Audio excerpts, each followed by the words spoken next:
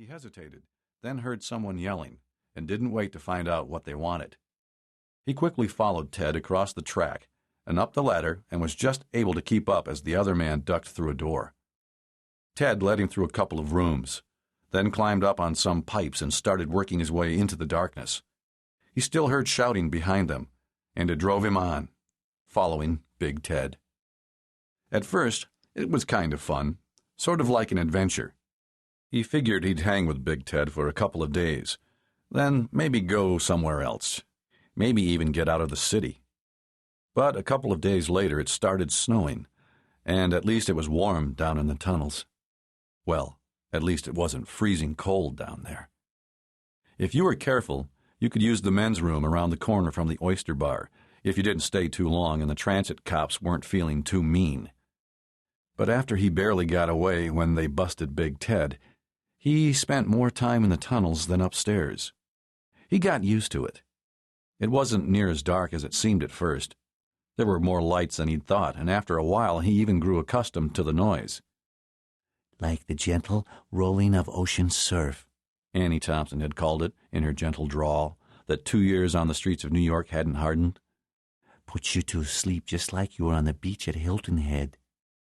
He didn't believe she'd ever lived in Hilton Head, but then she probably wouldn't have believed he'd grown up in California. It didn't matter. All that mattered was that they were both still alive. Or what passed for alive. Most of the time, there wasn't much difference between night and day, unless you were under one of the grates that opened up into a park or something, and for the last couple of days, maybe even a week, he'd been staying away from the grates. The grates, and the subway stations, and the train stations, and the culverts, and the mouths of the tunnels. None of it was safe anymore. None of it. Not any friends anymore either. A few days ago, maybe a week, he'd had friends. Annie Thompson, and Ike, and that girl. The one whose name he couldn't remember.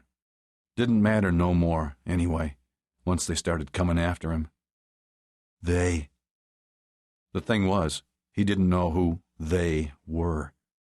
Up until the craziness started, he thought they were his friends. But then one day when he left the tunnels, he snatched a purse. It was real easy. He'd watched Big Ted do it lots of times. The woman he'd snatched it from hadn't even tried to hang on to it. She didn't even yell for help. A couple of hours later, still on the outside, he ran into Annie Thompson. She'd been right there in the subway station where he made the snatch and saw it all. But instead of asking him how much money he'd gotten or to split it with her, which he might even have done, she told him off. You crazy? What did you want to do that for? She kept on talking, but he didn't listen. He was too busy looking at a girl who'd just come out of the big church on Amsterdam Avenue and wondering what it would be like to talk to her. Not touch her or anything like that, just talk to her. So he'd pretty much ignored Annie until he ran into her later. He couldn't remember exactly when, and she'd warned him. Better get out, she said. You really think you could get away with that? Now they're coming after you. He hadn't believed her until the next time he tried to get to the surface through one of the subway stations, and some of Ike's friends had shown him their knives. He could tell by the look in their eyes they weren't kidding. He'd been on the run ever since. And he'd been going deeper and deeper, climbing down ladders whenever he found them, crawling through drain pipes he could barely fit into, creeping on his belly through slimy passages so tight that if they hadn't been slick with scum, he wouldn't have been able to make it at all. Now, he lay on a ledge above a passageway that was so dark, if he shut off his flashlight, he couldn't see his hand in front of his eyes. The batteries were dying, and even if they hadn't been, he couldn't risk the dimming glow of the flashlight giving him away. He heard something moving in the dark, then felt whatever it was skitter across his hand. In the distance, a train rumbling. In the darkness, a flash of red. The rumbling of the train grew louder. He shrank back against the wall behind him, instinctively holding his breath. The whole passage trembled as somewhere above him the train roared over.